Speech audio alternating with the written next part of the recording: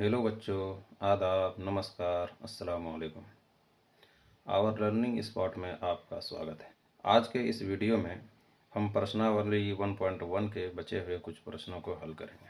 पिछले वीडियो में हम लोगों ने 2 प्रश्नों को हल किया था। आज के इस वीडियो में हम बाकी बचे हुए प्रश्नों को हल करेंगे। तो आज के लिए पहला प्रश्न है प्रश्न नंबर 3, जिसमें कहा गया है कि किसी परेड में 616 सदस्यों वाली एक सेना यानी आर्मी की टुकड़ी को 32 सदस्यों वाले एक आर्मी बैंड के पीछे मार्च करना है।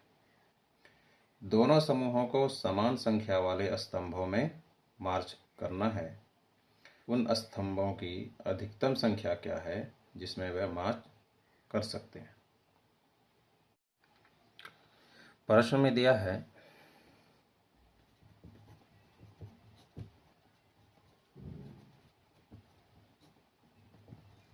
परेड में सेना की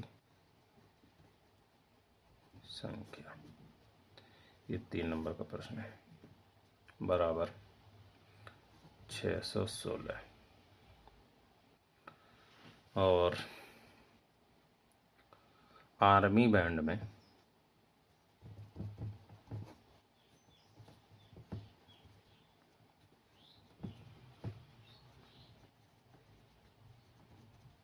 सदस्यों की संख्या बराबर 32। अब चूंकि प्रश्न में ये कहा गया है कि हर समूह में यानी दोनों समूह में समान संख्या होनी चाहिए, जितनी के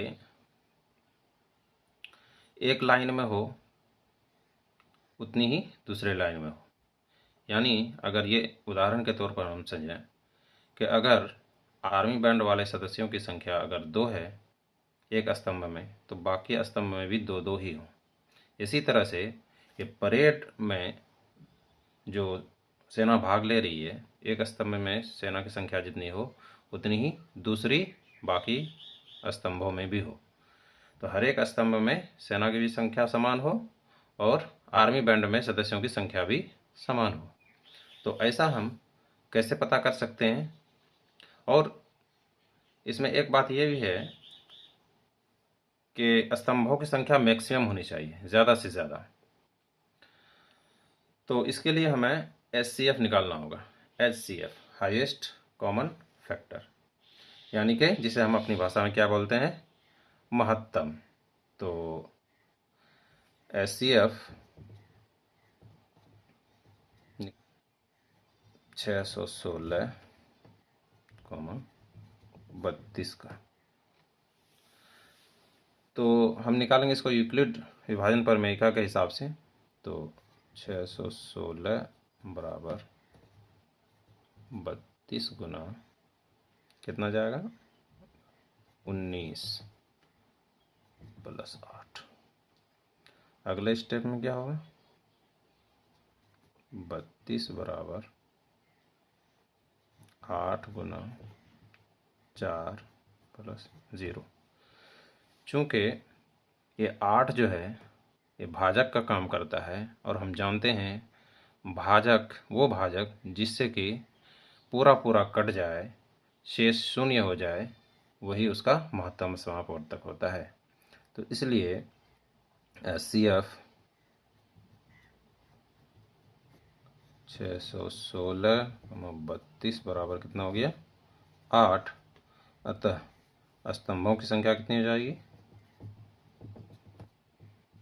स्तंभों की अधिकतम संख्या बराबर 8। ये हो गया हमारा आंसर। अगला प्रश्न है, अगला प्रश्न क्या है, नंबर 4 का। यूक्लिड विभाजन प्रमेयिका का प्रयोग करके दिखाइए कि किसी धनात्मक पूर्णांक का वर्ग किसी पूर्णांक m के लिए 3m या 3m प्लस 1 के रूप का होता है। तो चलिए इसे देखते हैं। सबसे पहले हम क्या करेंगे, धनात्मक पूर्णांक मानेंगे। क्या करेंगे हम, धनात्मक पूर्णांक मानेंगे। तो माना कि a कोई धनात्मक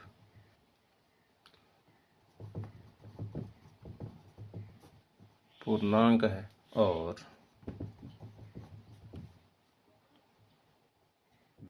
और b बराबर 3। तो यूक्लिड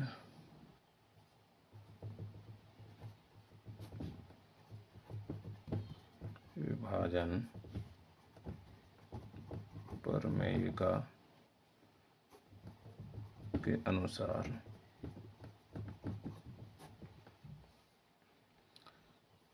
a बराबर BQ प्लस R, जहाँ R क्या होगा, ये 3 से छोटा होगा। हाँ, 0 या 0 से बड़ा और 3 से छोटा। अगर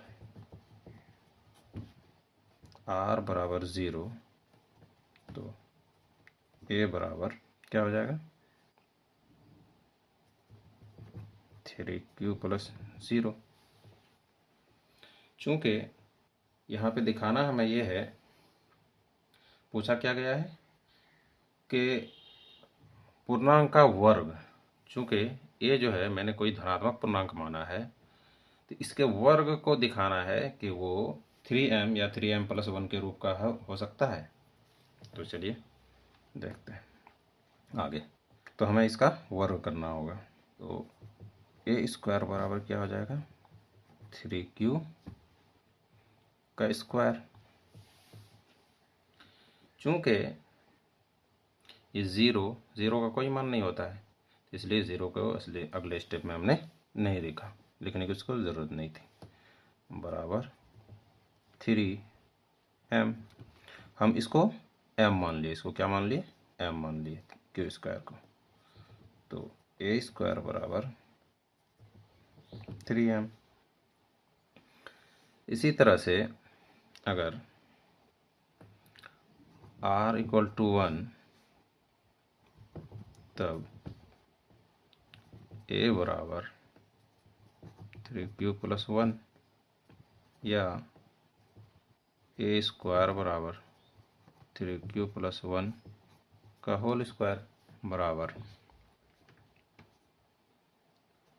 9q square plus 6q plus 1 या a स्क्वायर बराबर 3 into 3q square plus 2q plus 1। इसे हम m मान लेते हैं। इसे 3q स्क्वायर प्लस 2q को क्या करेंगे, हम m मान लेंगे। तो इसको ये, अगर इसको हम m मान लें जिस तरह से मैंने वहाँ माना, तो क्या हो जाएगा, a स्क्वायर बराबर 3m प्लस 1। इसी तरह से r बराबर अगर 2, तब क्या होगा, a बराबर हो जाएगा 3q प्लस 2 या a स्क्वायर बराबर क्या हो जाएगा, 3q प्लस 2 का होल स्क्वायर बराबर 9q square plus 12q plus 4 या a स्क्वायर बराबर 3 into 3q square plus 4q plus 1 plus 1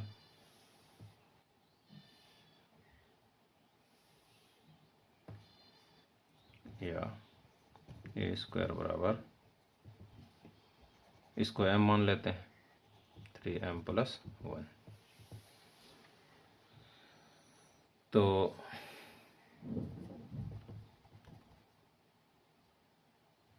उपरोक्त स्थितियों को देखने पर हमें पता चलता है कि किसी धनात्मक पूर्णांक का वर्ग 3m या 3m+1 के रूप का होता है।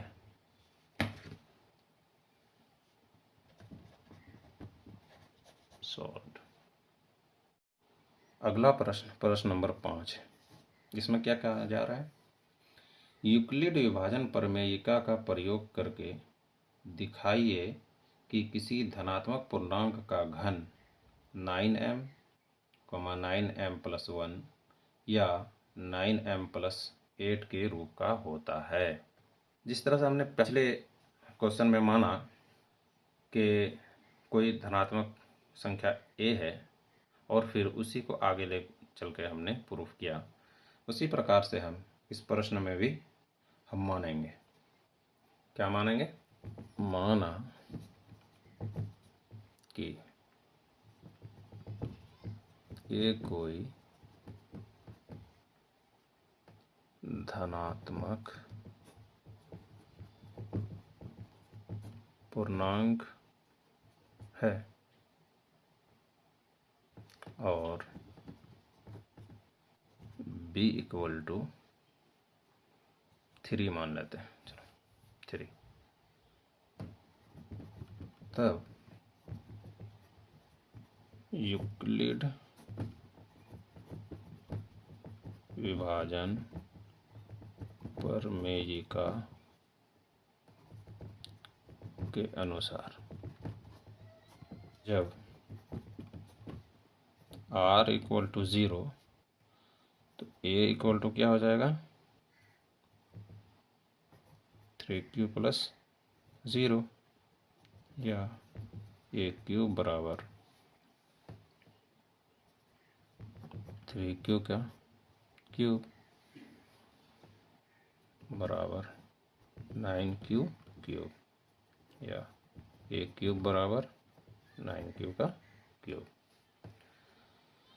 उसी तरह से जब r = 1 तब क्या होगा? a बराबर 3q + 1 या a³ बराबर 3q + 1 का क्यूब बराबर 27q³ + 27q² + 9q + 1 बराबर क्या हो जाएगा? हम 9 कॉमन लेते हैं इसमें से, 3q³ + 3q² + q + 1। अगर q³ को हम m मान लेते हैं, इसको अगर हम m मान लेते हैं तो ये क्या हो जाएगा? a³ बराबर क्या हो जाएगा? 9m। इसी प्रकार से हम अगर इसको m मान लेते हैं तो क्या हो जाएगा? a³ बराबर क्या हो जाएगा? 9m+1। जब हम यूक्लिड विभाजन प्रमेयिका को देखते हैं, इसका अवलोकन करते हैं, तो हमें पता चलता है ये क्या है? ये भाज्य है, ये भाजक है और ये भागफल है, ये शेष है। चूंकि भाजक जो होता है वो हमेशा सेम रहता है और भागफल चेंज होते रहता है, तो इसीलिए यहाँ पे इस भागफल का मान क्या है? क्यूब है, जिसे मैंने m माना है। m ये क्या है? वेरिएबल है। m अलग अलग भाज्य के मान पर m का मान भी क्या होगा? अलग अलग होगा। भागफल का मान भी अलग अलग होगा। जब भाज्य अलग अलग होगा तो भागफल का मान भी अलग अलग होगा। इसीलिए स्थिति जब r 0 हो तो उस टाइम में a कुछ अलग होगा, उसी तरह से r जब 1 हो तो a कुछ अलग होगा। इसीलिए m का मान भी वेरी करेगा, कभी कुछ होगा कभी कुछ होगा। जब r = 2 तब क्या होगा, a बराबर 9q + 2 या a³ बराबर 27q³ + 54q² + 36q + 8। इसमें 9 हमने कॉमन ले लिया तो अब क्या आया, 3q³ + 6q² + 4q + 8। अब यहाँ पे अगर हम इसको m मान लें, इसको क्या मान लें, m, तो क्या होगा, a³ बराबर क्या हो जाएगा, 9m + 8। तो हमें ये 3 स्थिति प्राप्त हुई है, एक ये स्थिति और एक ये स्थिति और एक ये स्थिति। तो इन तीनों स्थितियों को हम देखकर ये कह सकते हैं, क्या कह सकते हैं, उपरोक्त स्थितियों को देखने पर हमें पता चलता है कि किसी धनात्मक पूर्णांक का घन 9m, 9m + 1 या 9m + 8 के रूप का होता है। सॉल्व्ड। अगला प्रश्न है प्रश्न नंबर 6। इसमें कहा जा रहा है, यूक्लिड विभाजन प्रमेयिका का प्रयोग करके दिखाइए कि कोई धनात्मक समपूर्णांक 4q या 4q + 2 के रूप का होता है जबकि q एक संपूर्ण पूर्णांक है। तो चलिए इसे सॉल्व करते हैं। नंबर 6, माना कि ए कोई धनात्मक पूर्णांक है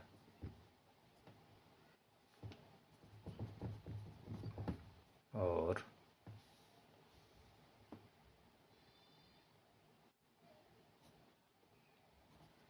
b = 4।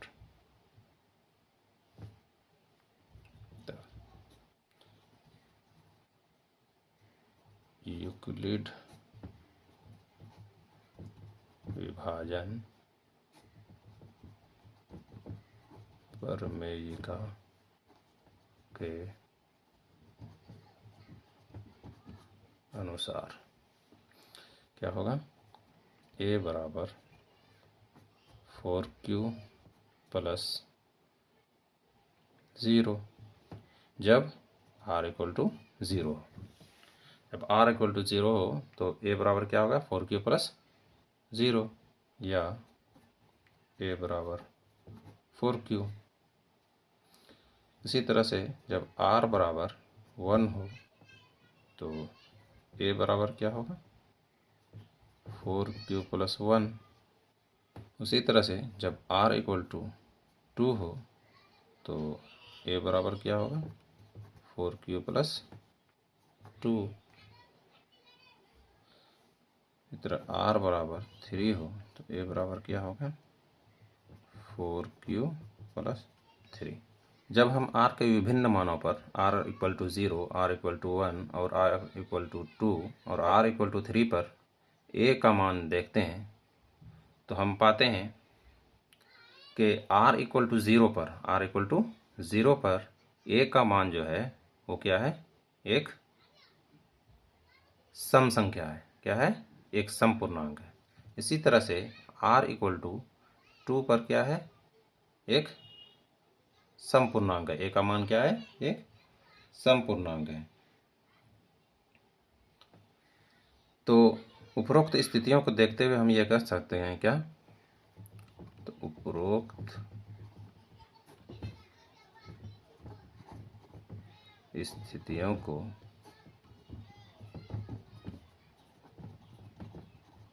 देखते हुए हम कह सकते हैं कि कोई भी धनात्मक सम पूर्णांक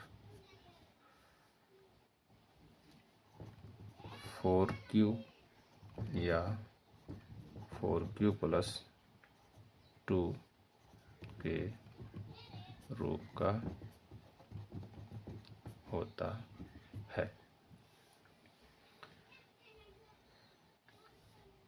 चूँकि r इक्वल टू 1 पर a बराबर 4Q प्लस 1, ये क्या है, एक विषम संख्या है। क्या है, विषम पूर्णांक है। a का मान क्या है, क्यों कि ये भाग तो 2 से, कोई भी सम और विषम कब उसे बोला जाएगा, सम या विषम कोई भी संख्या, कोई भी पूर्णांक कब होती है, जब वो 2 से डिवाइड हो जाता है।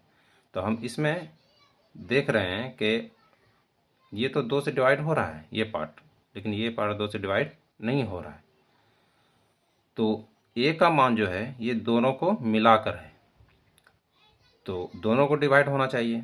यहाँ पर दोनों डिवाइड नहीं हो रहा है, इसलिए a का मान भी क्या होगा, 2 से डिवाइड नहीं होगा। अतः ये क्या है, विषम संख्या है, विषम पूर्णांक है। उसी तरह से r इक्वल टू 3 पर हम देख पा रहे हैं कि a का मान जो है ये 4Q प्लस 3, ये क्या है, एक विषम पूर्णांक है। क्या है, एक विषम पूर्णांक है। तो r इक्वल टू 0 और r इक्वल टू 2 ही ऐसा बचता है जो कि इसमें एक a का मान एक सम संख्या है, एक सम पूर्णांक है। इसी आधार पर हम कह सकते हैं किसी भी धनात्मक सम पूर्णांक को 4Q या 4Q प्लस 2 के रूप में हम दर्शा सकते हैं, होता है। उम्मीद करते हैं कि आप लोगों को ये वीडियो अच्छा लगा होगा और जो भी प्रश्न इसमें बताए गए वो सब समझ में आ गए होंगे। अगर आप लोगों को ये वीडियो अच्छा लगा तो कृपया करके इस वीडियो को लाइक, शेयर और इस चैनल को सब्सक्राइब करें। आपका बहुत बहुत धन्यवाद। आपका दिन रात शुभ हो।